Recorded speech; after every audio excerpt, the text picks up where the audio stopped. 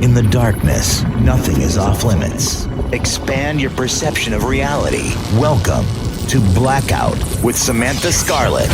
Hey guys, it's Friday, July 10th, 2020. This is Blackout with Samantha Scarlette. That's me, only on iJoby Radio. We're back in business. I've been off air for since October. Halloween was the last episode, and I've just had a lot on my plate. But I'm excited to be back on air and talking to you guys. And this week on the show, we have the director of the brand new documentary, Humanity Stoked, which it's a skateboard documentary, but it's not a skateboard documentary. But we're going to get into talking to him right after this break. Find the podcast on iTunes. This is Blackout.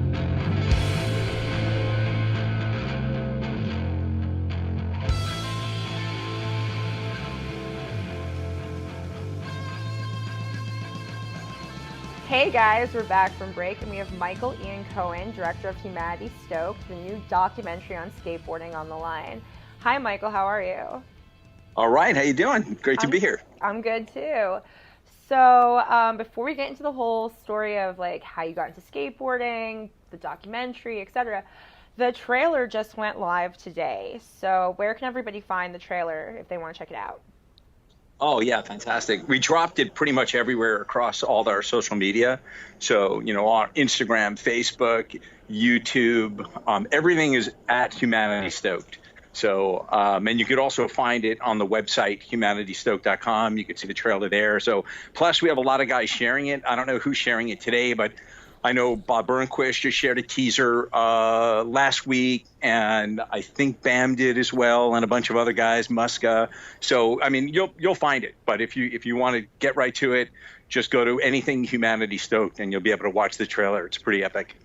Awesome. Okay, so getting into it, Humanity Stoked is a documentary that's about skateboarding, but it's not about skateboarding. It's kind of about how the influence on everyone's life. Yeah, so it's been tough for some people to try and get a handle on it because it's pretty interesting. And you said it well, it's a skateboarding documentary, but really it's not. Really what the film is, we're interviewing all of the world's most iconic pro skaters from back in the day through today. So, Tony Alba and Christian Hosoi is in it, but also Tony Hawk and Nigel Houston and Tyshawn Jones and, people from all over the world, people from the West Coast of the U.S. to the East Coast. So we're talking to this broad array of pro skateboarders, but we're also talking to world-renowned musicians, artists, scientists, educators, activists, politicians, although everyone in the film has a shared love of skateboarding. So the rocket scientists to the educators of the year, everyone in the documentary has a love of skateboarding, but we're really not talking about skateboarding directly. So the film is really about a number of key issues that are important to move humanity forward. So some of the things that we're talking about with everyone in the film has to do with racial equality, which is obviously super relevant right now with the Black Lives Matter movement.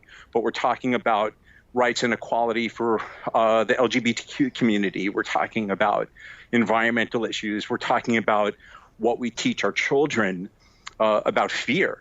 We're talking about mental health and addiction. So there's a number of issues that are important for us to have an understanding if we're going to move forward in a successful way. And these are the things that we're talking about with all the people in the film. Well, I think that's an interesting concept because, people that have never been involved in skateboarding, obviously, don't necessarily understand. But it's not just a sport.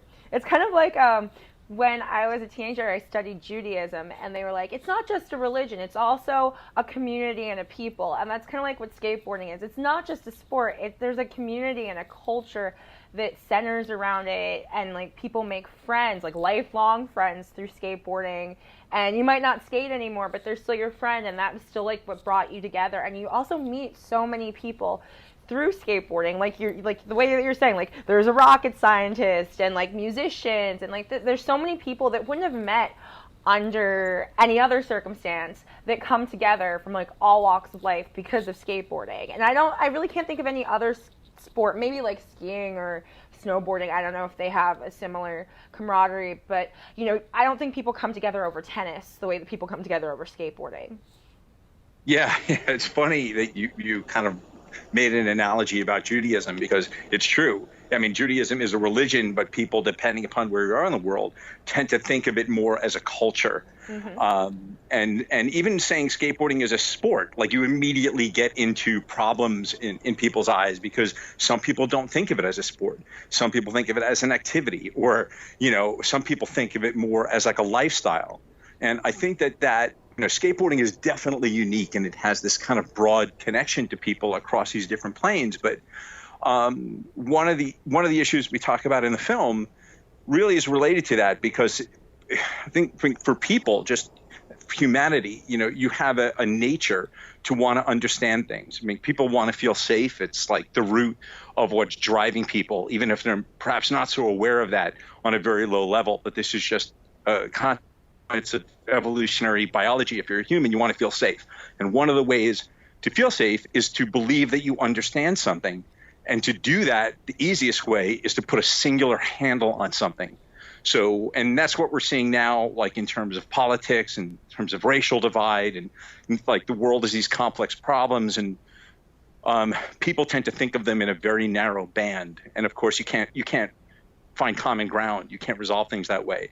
But yeah, so with skateboarding, there is something very different, you know, about it, as opposed to, say, tennis, or as opposed to, say, football. It definitely feels like it's more a part of the fabric of your life and your lifestyle and who you are and your identity. There's a commonality between people that skate, whether you are a rocket scientist, or you're a professional skater, or you're an educator, or you're a politician. There's something unique that everyone shares when you have a love of skateboarding. Well, the other thing that's interesting is, I don't know in other countries, but I feel like in American culture, skateboarding has actually had a huge impact on our mainstream culture. If you just take it from things like the words like rad or stoked, or, you know, like gnarly, or even just the term off the wall, that pretty much comes from skateboarding, of when they got off the swimming pool wall. And a lot of people don't realize that these terms come from skateboarding and surfing culture. I'd say surfing might be the only other sport that kind of like has a similar vibe, but I don't think surfing is as broad a sport, because, you know, you have to have the ocean, so you can't be in Missouri and going surfing. But and then just to clothing, you know, companies like Supreme, that's a skateboard company. You know, everybody has owned a pair of skateboard shoes in their life. Most little kids at one point or another, whether they ever go to a skate park, have had a skateboard. So it's a very American thing. And then in the mid-2000s, we had, you know, Bam Margera he was a phenomenon. Like, every kid in America wanted to be him. And then Rob Dyrdek. So, I don't know, skateboarding has really been ingrained in our culture. Yeah, you know, there's so many different vectors you can go off on based on what you said, you know, so many different areas. But I'll start at the top when you were talking about, you know, terminology like rad and off the wall. And it's funny, I was born in New York. I was born in Brooklyn in 1966, and I lived in New York until I was 10 years old. When I was, you know, 1977, I moved out of New York. But I started skating probably at like 7 years old, like in 1975, 76. And I really wasn't familiar with all those terms. I mean, to me, skateboarding back then was like no different than playing tag or hide and go seek. You know, when you're 7 years old, it's what do you want to do? It was like another activity. And even if you wanted to skate, it basically involved, you know, finding your friend's driveway that just had it re-blacktopped, so you had that virgin blacktop. And how many 360s can you do? I mean, those were the tricks. We never heard of anyone named like Rodney Mullen who was, you know, pushing the envelope, or even Tony Alba that was skating up the walls of empty pools. It's not even like that was a fantasy. You weren't even familiar with anything about that. You didn't know that was happening. And then I moved to Southern California in 77 just for a couple of years, but you know, those 2 years were transformative for me in terms of skateboarding. It was like, you know, skateboarding went from something that you could just do as an activity to a lifestyle. You know, I hit the ground, I walked outside, and I saw what people were doing on skateboards, and I was like, what the fuck am I looking at? like this was skateboarding was everything people were doing. It was how they were getting around from place and, in town to go see their friends. And people were just hammering tricks. They were working on progression. And yeah, that like skateboarding just changed. Everything for me changed when I moved to California. But I moved back 2 years later, and all that nomenclature just went away. And later in life, when I became more involved in skateboarding again, and I found that all these terms that I was saying when I was a kid, such, rad and off the wall and all this stuff, I was like stoked. I was, oh, wow, everyone is still using these terms. And it was really like this heartwarming welcome back into that culture for me. So, yeah, it's pretty cool. Well, and the other thing that's interesting for people that are like, I guess, not super familiar with this skateboarding or keep up on it, is there's been so many different eras. Like, you start out in the 70s, and that was when people, like you said, like Rodney Mullen and Tony Alba were just the tricks that we see today, which it's gotten like out of control compared to then. But like, it went from just people who, strapped on a piece of wood onto a set of trucks because there were no waves, the ocean was flat, and they wanted to be able to surf on concrete, to people doing these tricks in the pool. And over the years, there's been like different eras and generations of it. And just for me, and I'm a lot younger than you, I started skateboarding, like I got a fish-shaped board in the 90s for Christmas, and then I like really started skateboarding in 2004 when me and all my little female friends for Christmas, we all had to have a Bam Margera skateboard, and we all got skateboards for Christmas. And I was the only one that like went to the skate park and continued going to the skate park every single day for like the rest of high school and a little bit into college. Like that became my life. But back then, girls didn't skate. Then I came back to the sport 2 years ago, and here in New York, I was like, holy shit, to find out now the new era is that there's like this feminist movement where girls get together and do like these meetups and teach other girls how to skate. And it's just interesting that like there's all these different evolutions to skateboarding. Like it just keeps progressing into something new. Yeah, it's fine. I'm actually like to address that, the part about women skating, but I'll go back to what you first said about guys like Alba.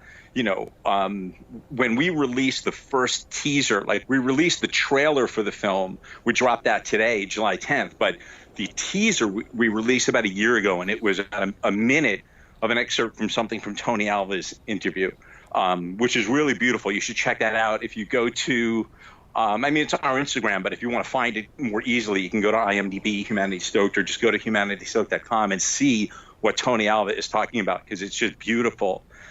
But a lot of people didn't understand that Tony Alba was a surfer.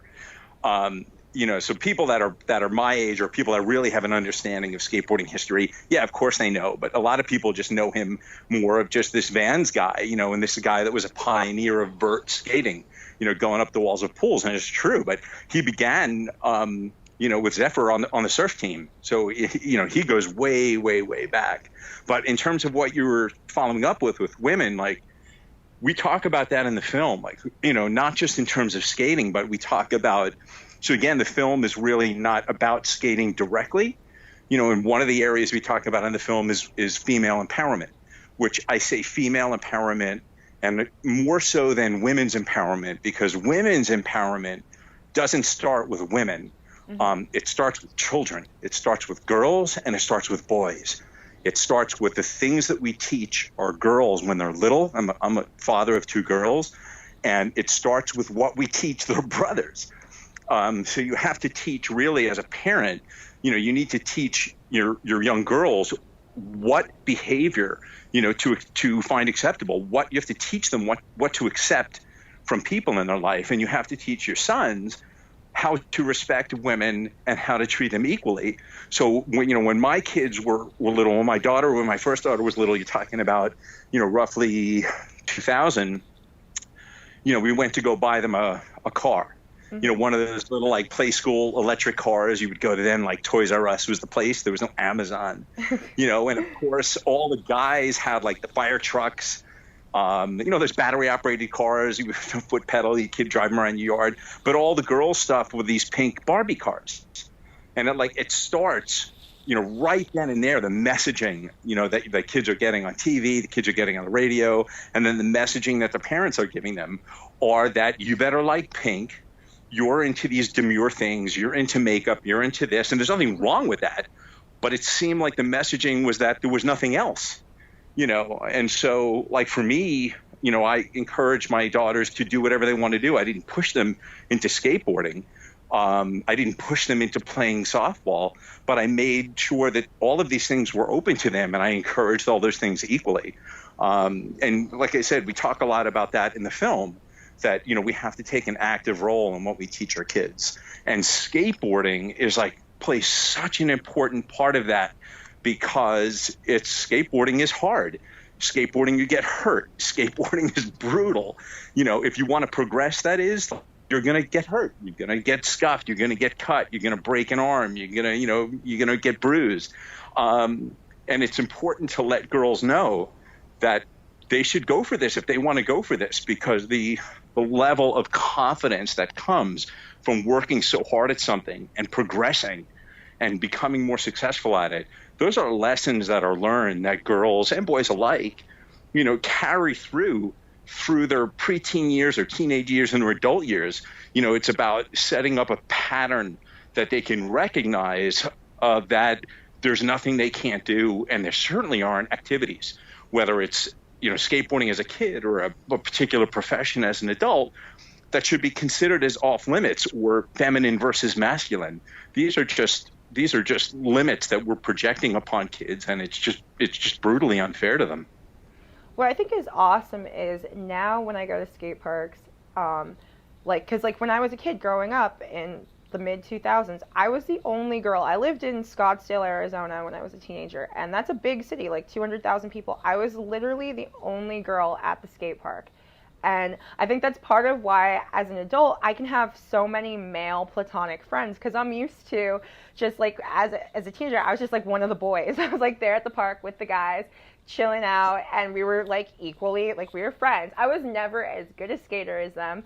But what's so cool now is to see these little girls that I know who are now the age I was when I started skating, and they've been skating for a while. And these girls that I see here in New York City at Chelsea Piers, I'll name some of them: Matilda and Bombette Martin. These girls are amazing skateboarders. Bombette can outskate most men. She is an amazing vert skater. She's competed internationally, and Matilda's also incredibly talented, and she's good at street. To see these little 14, 15-year-old girls who can run circles around men, it's just, I think it's such an empowering thing to see, and it's amazing. That their moms didn't say you need to go play with Barbies. They're out there and they're accomplishing stuff. Yeah, to me, I'd like to think, we're at the point where, we're not really focused on whether or not a woman or a girl could skate as good as a guy. I mean, you could debate that all day long. It's a ridiculous argument. There are obviously kick-ass women, there are kick-ass guys. This is just not something that's related to sex. This is just asinine. And as a complete aside, we could talk about it a little bit later, but now we're talking about, people in the LGBTQ community, transgender skaters who are in the film, as well as a lot of people in the film, both men and women, that are gay. There's transgender people in the film, and so lines start to get blurred. But another thing that we talk about in the film, and just on a personal level, which I would like, is not to focus so much on the skill level. So, we'd like to think that skaters are kind of above judgment and we're the most open-minded people. And, to a certain extent that's true, but certainly not completely. And I know one of the women in the film, you probably know her on Instagram as Skate Moss. Her name is Victoria Taylor.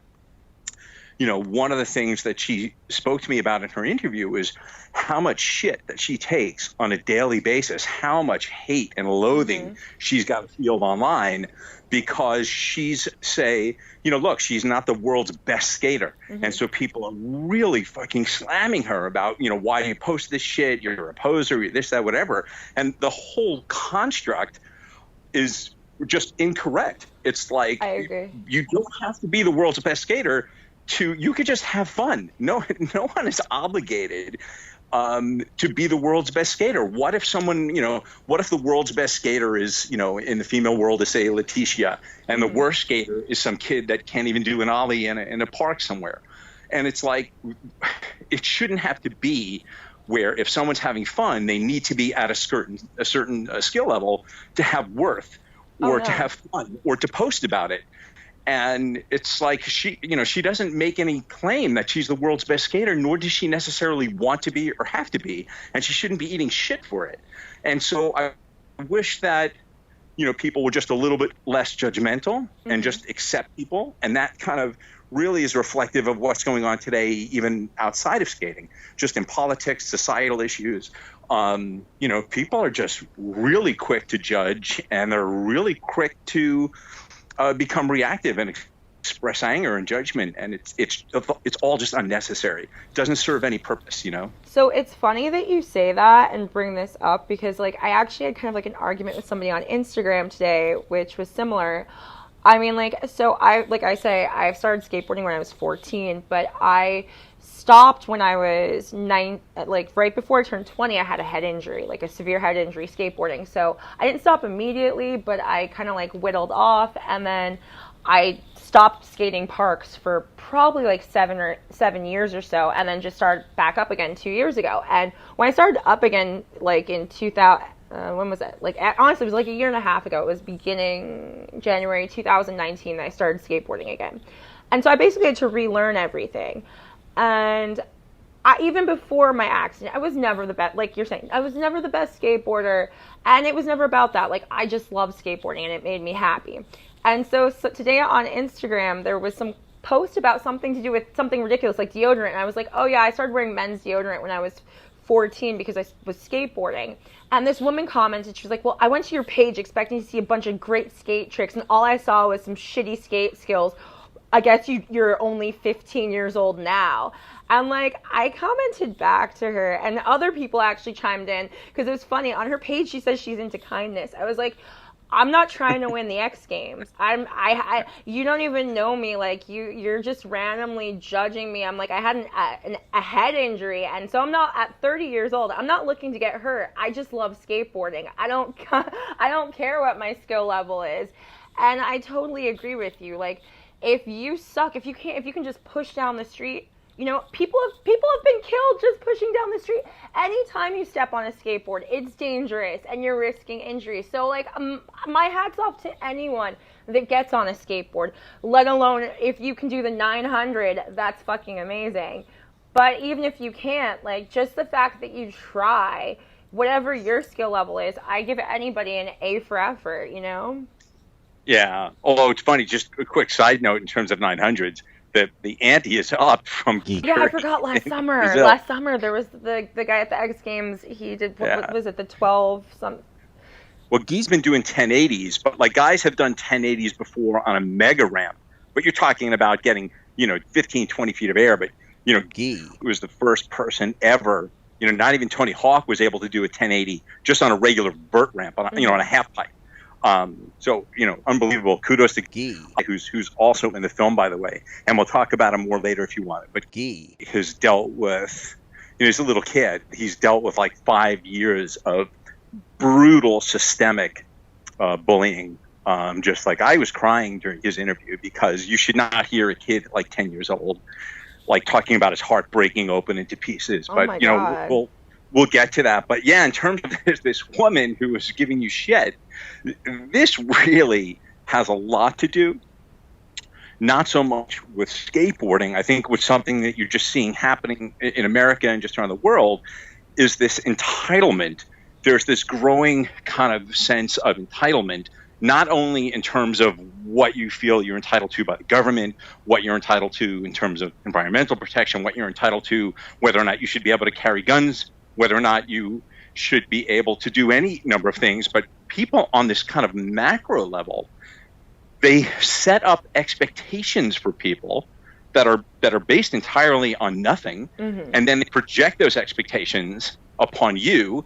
You don't meet them, and then they're displeased with you for it. It's the most bizarre, even comical psychological situation that's going on. This woman figured that she suddenly expects to go to your page. She doesn't know who you are. She doesn't really know much about you, certainly not your skating. She expects you to be at a certain level. she's not owed that, yet she goes to your page, you're not out that level that she arbitrarily created for you, and now she's fucking pissed at you, and she's leaving you nasty comments it's like because you didn't meet her arbitrary expectations. It's bizarre. It's just fucking bizarre. It's problematic, and it's the implications are really, really big. Yeah, no, it's a weird culture we live in. It's like we expect everyone to be perfect and perfection, and yeah, we have really high expectations. Like, I get if I was a professional athlete, if I was on the X Games and I skated at the level that I do, then yeah, I could see where she might have a little bit more grounds. But I mean, like, even with that, with skateboarding as a when it comes to like professional skateboarding, not necessarily at the competition level, but like there's a lot of people in skateboarding and in snowboarding, and there was that guy, the Dingo, who aren't necessarily going to win a contest, but they have a personality within the sport, so that's why they have the level of fame or niche that they have, just like Skate Moss that you mentioned. She's famous because she has a personality and is different, and so people like her.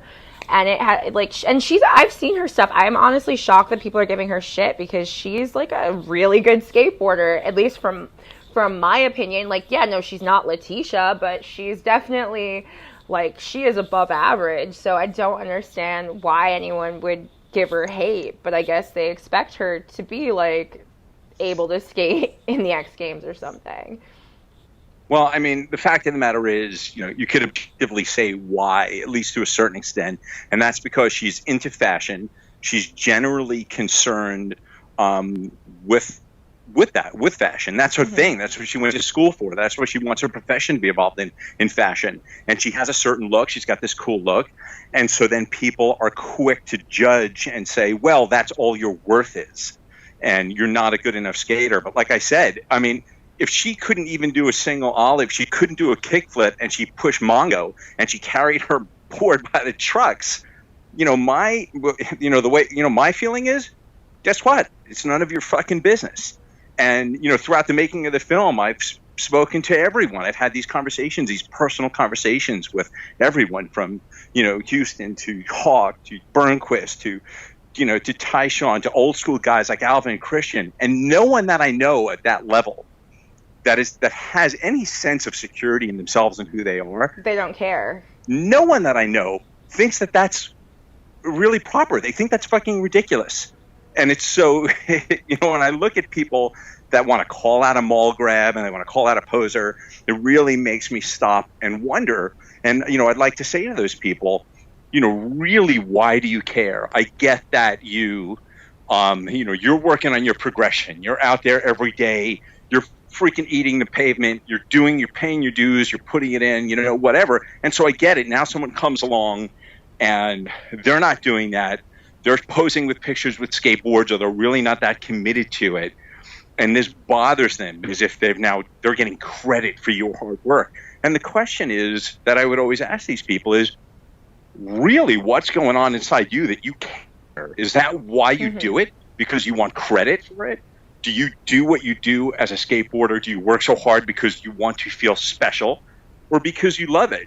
When I see someone that's skating and they suck, you know what? All I want to do is help encourage them and help them if they want help. Why the fuck do I want to tear people down? And this is generally, and there's complicated reasons for things. I'm not one to believe there's a singular cause for every problem. That just really isn't productive in solving them. But people that generally aren't satisfied with their own life, people that aren't satisfied with who they are, they have their own insecurities, they're not happy with their life, they're not happy with who they are. These are the people more often than not that are going to leave these comments on Instagram posts. These are the people that are going to feel entitled to criticize other people. These are the people that are going to feel inclined to do so. And the people that are truly happy, the people that are content and they're secure in themselves with who they are, whether you're skating or not, these people aren't going to do that. They see someone struggling that's not so good, and they either don't care or they're going to look to encourage them and help lift them up. And really, it's a sign of mental health. It's a sign of security. And more people need to get there. But we're not going to get there if people aren't taking the time to truly look inward and think about who they are, the type of people they want to be, and the type of person they want to be as they grow forward. And like, those are some of the things that we talk about in the film, actually. You know, how do we move forward? You know, how do we become better people as individuals? How do we become better as a race, as a society? This is really, you know, what the film is about. How do we meet these challenges so we can move forward with less hate, less fear, you know, more love, more kindness, more open-mindedness. That's what it's about. That's the name of the game, you know, for me. That's the name of the game for the film. What I think is funny, or not funny, but ironic, is like the women that message me on Instagram, or when people are like skating down the street and someone yells at them, do a kickflip, do a kickflip. Typically, those people, they're not even people that know how to skateboard. Like, those people probably couldn't even balance on a board, and then they're like, do a kickflip. So it's like, it's an interesting thing. I don't know. Like, I guess everybody wants to like throw their 2 cents in, but like, I do agree with you. I think that skateboarding is a very positive thing in bringing people together and spreading happiness. Just like, I mean, like here in New York, it brings so many different people together from different walks of life. You have people that are well-to-do from Chelsea that are skating with people that live in the Bronx, in the projects and stuff. And it's relatively, in the big scheme of things, an inexpensive sport or activity to do. So I just feel like it's like definitely something that is a uniter more than anything. It definitely can be. And look, I know people, I know even Tony Hawk will, you know, see someone on the street and kind of yell out, do a kickflip. And when he does that, and when people do that. He's joking now. You know, they're right. There are people doing that because it's just fun. People need to lighten the fuck up. And it's just funny. You know what? It's like, God bless you. If you happen to be walking around on the street holding a skateboard or you're riding one, and you're lucky enough for Tony to drive by you and yell out, do a kickflip, that's going to make your day. I mean, I would think. But there are other people that do it because they don't believe you can, and they're just itching and waiting to call you out on your phoniness. And that's just the bullshit that I was talking about before. It's just unnecessary. You know, it's so much easier. You know, it's funny, like you could shape your own perspective. And this is another thing we talk about in the film is, I don't think enough people, you know, and this is just my own personal opinion, you know, after traveling the world for 3 years and doing 80 or 90 interviews with so many people, and just through my experiences in life, like, there are certain people I know that take the time each day, you know, whatever that time is, to really look inward and think, you know, why am I thinking the way I do? I believe certain things. Why do I believe them? I'm having these negative thoughts. I'm having these positive thoughts. Why am I giving X amount of percentage of my time to thinking positively versus negatively? And like, I think if you want to move forward in life and be successful, and you want to lift people up around you with yourself as you rise up, not keep them down and climb on their shoulders and on their heads and keep them down, you have to actually spend the time to think about why you're thinking about the things that you do.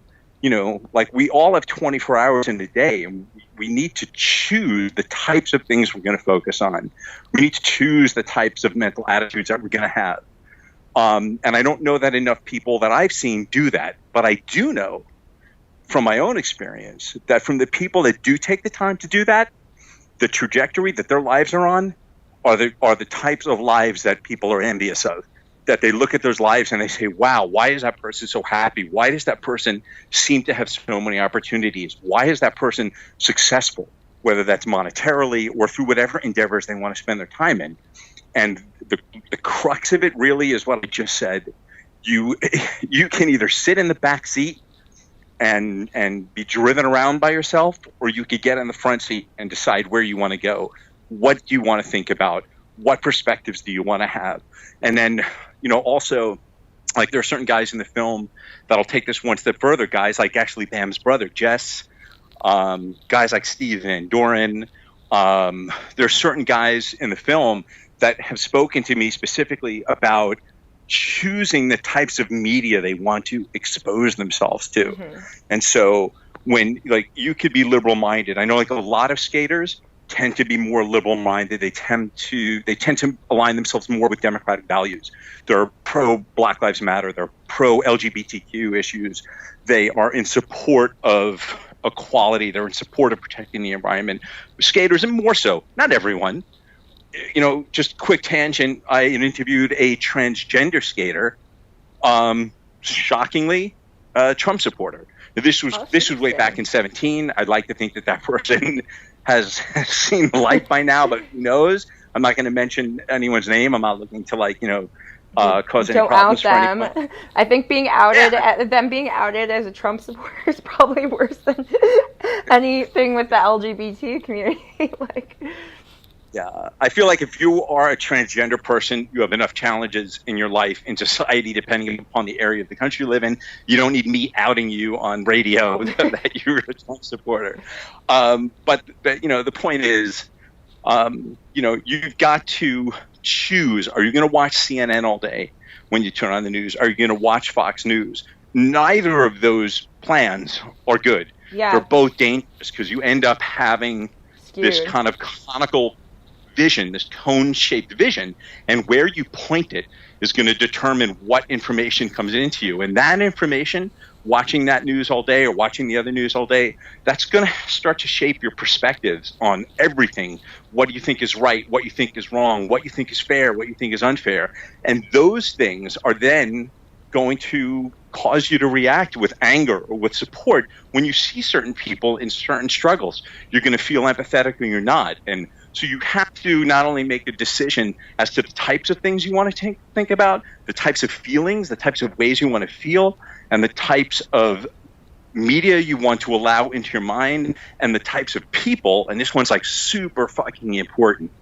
You have to make a decision as to the types of people you want to spend time with in your life. Mm-hmm. And you may have a circle of friends, so you have 10 friends that you spend time with, and 2 or 3 of them may be toxic. And, it's not for me to tell you to cut anyone out of your life like a cancer, but at the very least, be aware of the ramifications of spending your time with these people and make a decision as to what you want to do, because it's going to shape who you are, whether you want it to or not, For sure. I think what's interesting when you also mention this stuff is with the stuff that's currently going on in our current climate, skaters have kind of been at the forefront of it, whether it was back a couple months ago when the coronavirus was the main news story in California, because obviously everybody needs to stay safe with the virus, but we did have a lot of civil liberties that were taken away. And in California, the skaters were going and getting the sand out of the skate park because they filled in the skate park. And then with the Black Lives Matter movement, you've had so many people that in the marches and the rallies, people skateboarding in them. I actually, in the one rally that I went to 2 of them, I skateboarded in the one march. There was a skateboard march here. I think there were actually 2 here in Brooklyn. I know there was one in Philadelphia. Skateboarders have come out for a lot of this stuff. And I think it's great to see that a lot of people in that community are for Black Lives Matter and for positive change. And I think it has to do with the fact that skateboarding is a very open community with a very diverse cross-section of people. So it's you almost, if you're going to be at the skate park, you have to learn how to coexist with other people. Here in New York, you have people Black, Hispanic, Asian, white, Muslim, straight, gay, transgender. There's a lot of transgender skateboarders in New York. That was another thing, I hadn't seen a lot of, I don't think I ever saw anybody growing up, because back when I was a kid, it was a lot less common, but, it's you not only now do you see girl skateboarders, but you see transgender skateboarders, and it's not just male to female, you see female to male, it's just, definitely, it's a very diverse group of people, and I think it's great that for the majority of the skate community, everybody's kind of open to everyone. Right. I think that, in terms of skateboarding being open to everyone, I would say this. I agree with you to a large extent, especially now, although I don't want to pat myself on the back when I say myself as a quote-unquote representative of the skateboarding community to say we're perfect. Because Brian Anderson is a friend of mine. Mm-hmm. And Brian Anderson, shot to a new level of fame outside of skateboarding just a few years ago when he came out as one of the first, openly gay skaters at his level of success. And Brian would have come out earlier. But Brian will tell you, Brian tells me just in personal conversations and in my interviews with him that he did not always feel safe doing though. It was an act of courage. And this has to do, and this is just it just sucks so much. But, and this is also why I wanted to do something to middle-aged gay men for a collaboration project, which I'll tell you about. But society has always been more accepting and forgiving of two gay women if they're A, young, and B, quote unquote, hot. I'm going to use this term just to make a point. So if two women are young and hot, and they're feminine, all of a sudden we're so accepting. We're just patting ourselves on the back at how open-minded we are, and we're just so much in support of the LGBT community. But it's not so much if it's two 50-year-old dudes, overweight, balding, maybe not as attractive by American quote-unquote standards, which is a complete side conversation we can have. And so we need to just be real about what our value system is. How much of a person's worth do we base on their physical appearance, their quote-unquote hotness, their youth, their coolness. It's like you can have two gay guys and they're sharp looking and they're dressed really cool and they're just trendy. They just look like cool dudes. And now you have two gay guys that are 60, they're out in the Midwest, they're wearing khaki cargo shorts, it's like they're wearing socks with sandals, and there's nothing quote unquote cool about them by today's East Coast, West Coast standards. And it's like, where are the support for those guys? Those guys are eating a lot more fucking shit than two young, cool looking gay dudes, in New York City. So we need to really be honest with ourselves, that we are in support of everyone. And this whole concept of tolerance, to me, I actually made a post about it on if anyone listening isn't familiar with the film Humanity Stoked, because obviously we didn't even drop the trailer yet, go to the Instagram humanitystoked.com and scroll down through the feed, because you're going to see we post about all this stuff. There's a couple of posts that I made specifically about these issues, posts with me and Brian Anderson. You go back a little further, posts with myself and Vanessa Torres. Danny Burt's in the film, also an amazing woman. She's a surfer, an adaptive surfer. It also happens to be gay. But, it's like this word of tolerance is actually offensive to me. I don't happen to be gay, but if I was, I really would not be striving. I don't want anyone to fucking tolerate me. No one should have a problem with what other people do in their spare time and who they love. Yes. I want to be accepted, not tolerated. Tolerated just seems like the bare minimum. Like, I don't fucking like you, but I'm going to tolerate you.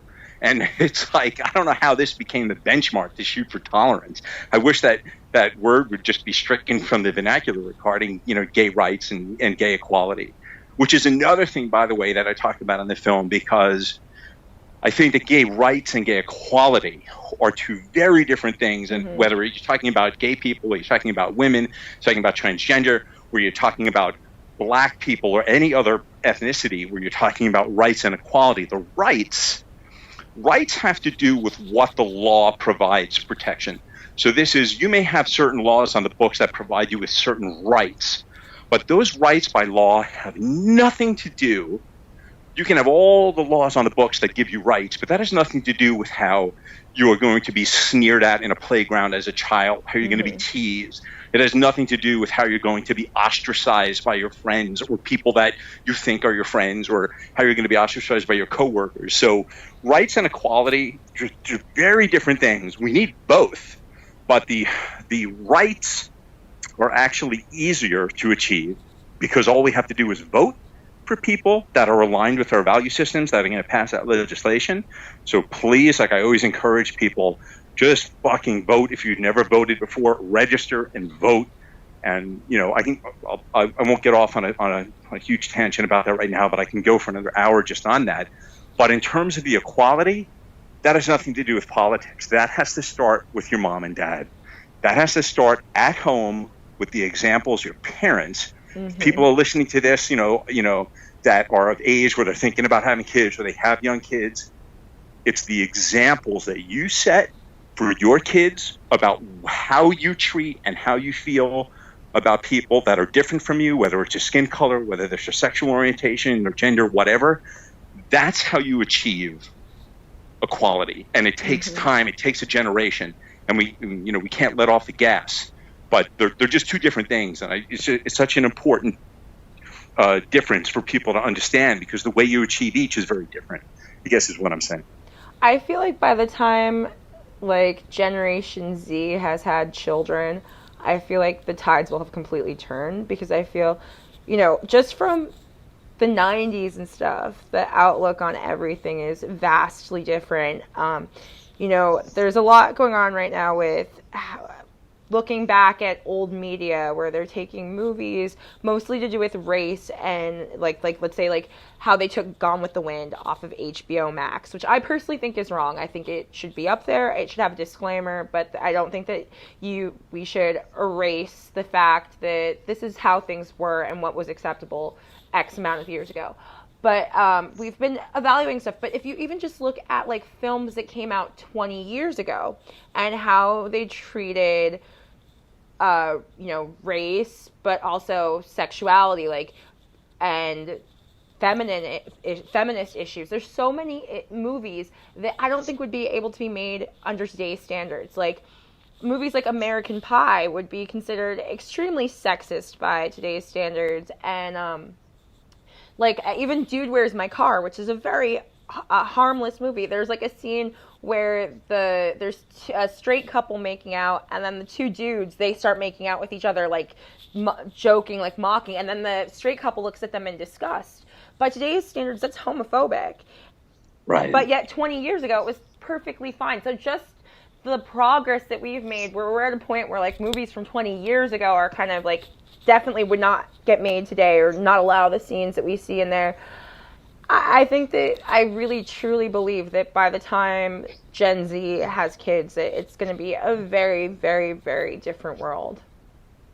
Yeah, I think you're talking about something that's obviously like super current right now in terms of pulling movies off of streaming platform, pulling statues down literally with rope and that's the pickup trucks. I think that there's a line. I think there's a fine line with all of that, because I know like it's a very loaded thing, and I feel like everybody has a different feeling on it. My personal feeling on with the statues, obviously statues of people that were KKK members and Confederate generals, they need to come down. There's absolutely no reason to have that stuff up.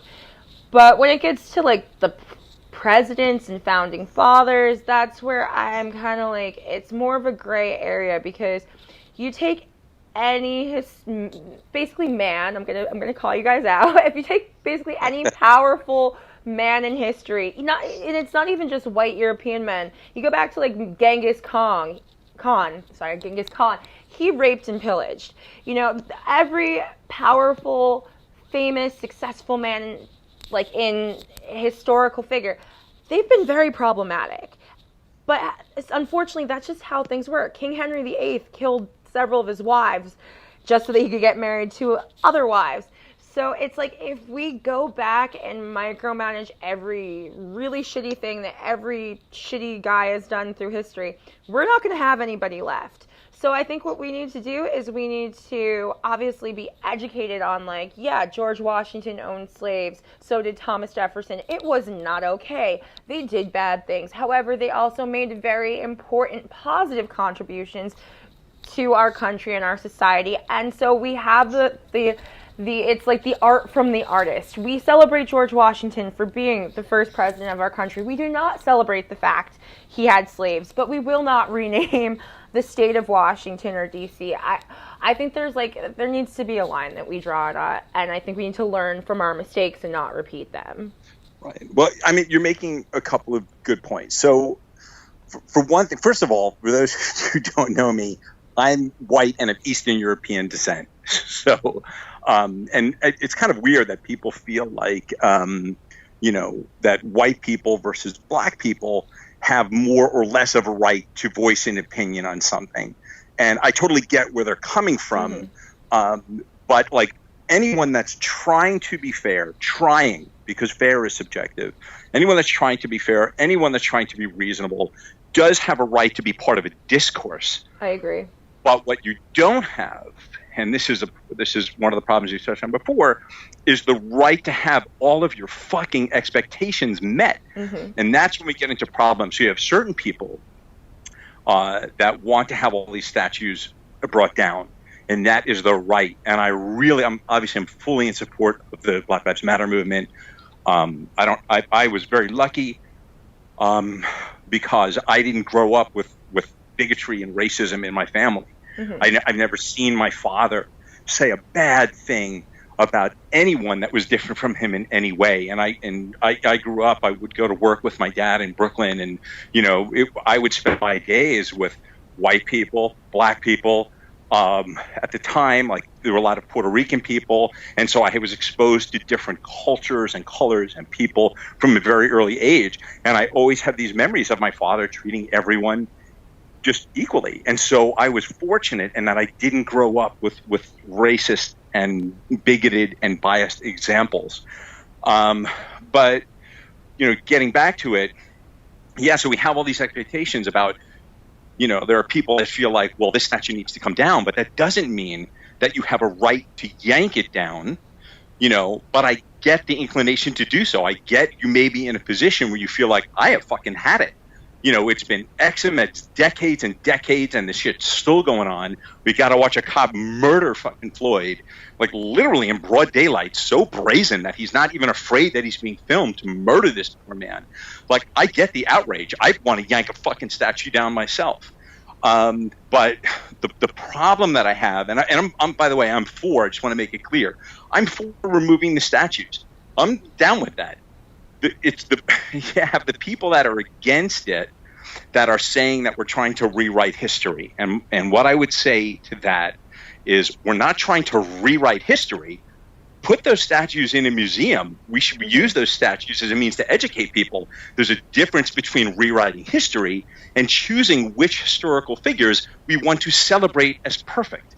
Mm-hmm. And that's the problem now, is that when I grew up in elementary school and I learned about Thomas Jefferson and I learned about George Washington, I don't remember as a kid in elementary school being taught that these amazing people were also, by the way, imperfect. Mm-hmm. These were slave owners. They were hypocritical in many ways. I wasn't taught that, and I really would like for the educational system to give a more honest education about these historical figures.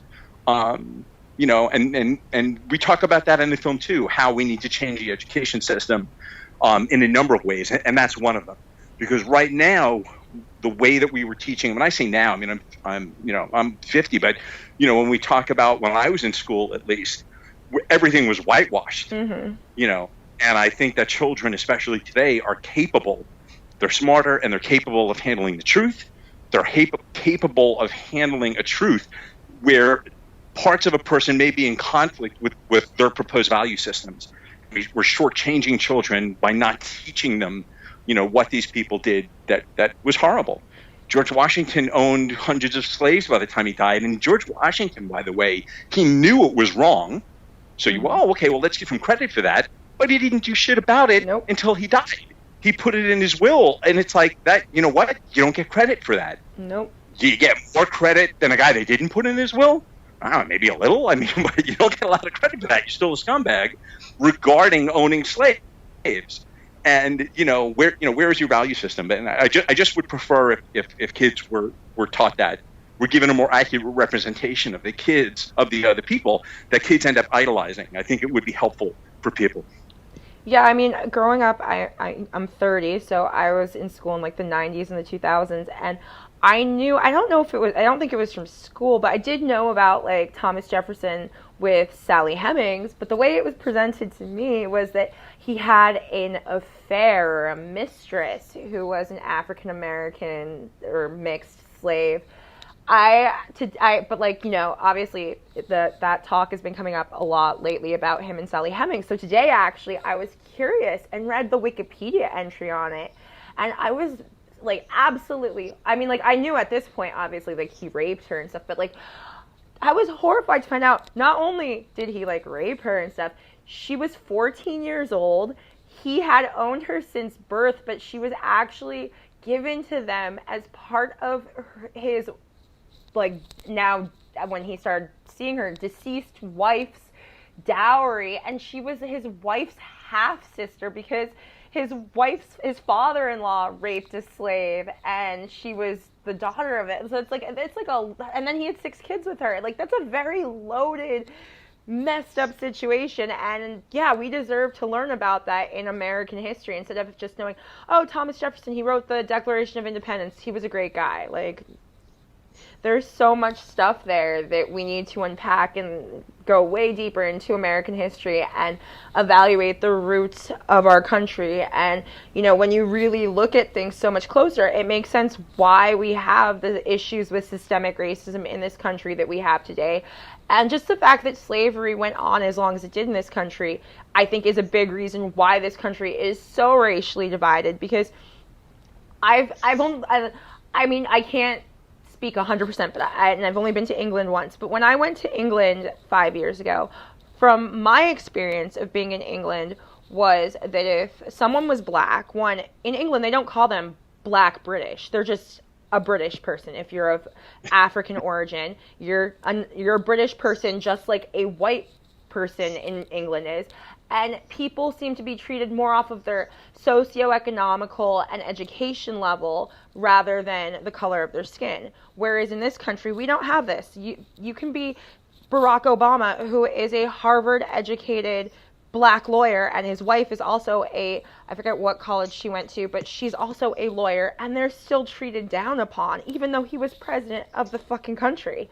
So it's like we have a much different social system here where we make assumptions on people based off the color of their skin. And I feel like part of why it's a little bit different in England is because they abolished slavery way before we did. Right. I mean, they did, but it's funny. You don't have to go back much further than that. England itself was, as was much of the world, much of Europe, Spain, these were imperialistic empires. So, you know, regardless of their position on enslaving black people, African people in particular, you know, this was a shit show across, you know, a human rights shit show across the board. Like I said, they were, you know, the entire continent of Europe was loaded with countries that were sending ships out, looking to conquer land, decimating indigenous people of the United States, of Canada, of South America, you know, Mexico. It's just, and certainly of Africa, which had the worst brunt of it. We weren't even taking over. We were just literally robbing the people and selling them as commodities. And so, you know, we're all getting there. We're all making progress. Unfortunately now, I mean, we're certainly not nearly as far as we need to be. I would not want to even imply that I feel like the problem is far from fucking solved. And so the protests that we see going on, you know, that's great. You know, it's helping to make a difference. I'm really happy about the protest. I support the protest fully. You know, unfortunately, I'm not as convinced that all of the people that are protesting are going to follow through with voting in November. And that's been my focus right now. You know, like, protesting has been an amazing tool in trying to bring about immediate change from our current elected officials. And it's a vitally important tool. So I would say if you support the Black Lives Matter in principle and you haven't gone out and protested peacefully, I encourage you to please do so. Look for whatever protests are going on in your area, go out there and make your opinion known, because this is what brings about immediate, small-scale change. However, if you want to have long-term, larger change, the protesting must be followed up with the same level of passion with voting. And it's funny because in the film, I'm not going to mention any names of who's of the people that are interviewed in the film. There's famous people in the film, of course, dozens of them. And I talked to them about some of the things they post on social media, whether it's in support of the LGBTQ movement, whether it's in support of racial equality, you know, all of these, whether it's about the environment, you know, everyone's posting everything right now. And for better or worse, things get trendy. It's trendy now to support Black Lives Matter. That doesn't mean that the people that do it don't fully believe in it. It doesn't mean it's not sincere. It is, but it also happens to be trending. And so it's kind of weird. But, I would talk to the people that make these posts, and virtually all of them in the interview, I would then ask them, that's really great. I appreciate it. Thank you. I'm posting too. By the way, do you vote? Did you vote in the last election? Are you going to vote in the next one? And not everyone said yes. And that really, as an interviewer, you're directing a film. You cannot create a situation where you're alienating the subject you're interviewing. But my interviews are honest, and I would have conversations with people and say, hey, you can't have it both ways. Do you understand that? Like, I'm not questioning the sincerity of the post that you make. If you make a post in support of racial equality or in support of the LGBTQ community, I'm not saying you're disingenuous. I'm not saying you're doing it simply because it's a trendy thing to post. I believe you, but I'm saying it's not enough. If you're going to post or you're going to vote, guess what? Don't fucking post, because that's where the real power is. The real power is in the vote. And for whatever reason, there's lots of studies that talk about why a large percentage of young people don't vote. They feel disempowered. They don't feel disenfranchised. They just, there's lots of reasons for it. They don't feel like their vote's going to make a difference. And one of the reasons, and I hate to say it, but it's true, some people, I'm not talking about people I interview in the film, I'm just talking about people in general. People are just, they're lazy. They're lazy in thought. They don't want to go and wait online and vote. And so it's unfortunate. But yeah, so I'm encouraging people, both in the documentary, I'm encouraging people that are listening to us talk right now, make sure that you vote. If you're not registered, register, and the days of saying, oh, I can't figure it out, those days are gone. There's the internet. You could spend 5 minutes Googling and find out everything you need to know on the internet. And I know that there are people that don't vote because they've told me, well, all politicians lie and stuff. Okay, I do understand that's inherently part of politics. There is pandering. There are politicians that are going to try and pander to their constituents. They're going to lie. But within those brackets, there are certain politicians that are extremely dishonest, others that aren't so much, and there are others that have made it very clear what their positions are. There's enough information readily available to figure out that if you're in support of, say, protecting the environment, you could very easily determine within a few minutes which of the candidates are for that and which aren't.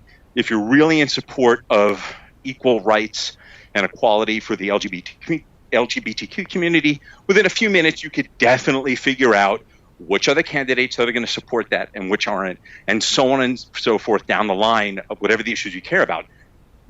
Put down Instagram and whatever else you're doing, and just use the internet, use your phone to start doing a little research, not based on memes and posts. Do the homework, do the legwork, and then figure out who you're going to vote for. Go out and vote, and convince your friends and the people that you care about and love to do the same. And that's how we're gonna bring about change beyond the protest. That's the most important thing. Definitely. We're running out of time, so if you can give everybody the info on where they can check out the trailer and anything else you want to get out there, go for it. Yeah, I appreciate it. I could talk all day about this stuff. I know, it's like we could go on for another hour. I'm like, yeah. So the film is called Humanity Stoked. The film is featuring like all of the biggest names in skateboarding, and it's featuring also like a lot of world-renowned musicians, Grammy-winning musicians, scientists, artists, educators, politicians. If you actually go to humanitystoked.com, you can actually sort the cast and see who's in it. I mean, it's freaking epic. There really hasn't been a skateboard documentary ever made that has a cast like this. Everyone is in this doc, and I would say this more than anything else. At the end of everyone's interview, the vast majority of people were just stunned and thanked me and said, I'm so grateful, I'm so proud to be a part of it. I've never been interviewed in this way before. I've never been asked these types of questions. I've never had these types of deep personal discussions about issues that affect humanity as I have in any other interview. And so if you care, if you're interested in these people and you're interested in these issues, you definitely want to check out Humanity Stoked. So the trailer is dropping today. It's actually live right now. You could see the trailer on Instagram, on YouTube, on Facebook. Just Google Humanity Stoked. and check it out. We're hoping the film will be released later this fall. We don't have an announcement yet on whether that's going to be on Netflix. That's what we think. I'm not 100% sure yet, so definitely follow us at Humanity Stoked, because we'll keep updating everyone with updates about the film, more teasers, more little trailers, and information about the release date. It's going to be epic. Thank you so much, Michael, and it's been great having you on. I'll have to have you back on again to talk. You're very interesting and you're fun to talk to. And everybody go check out Humanity Stoked, and thank you so much. Until next week, later, guys. Fantastic. Thanks, Samantha. Been a pleasure.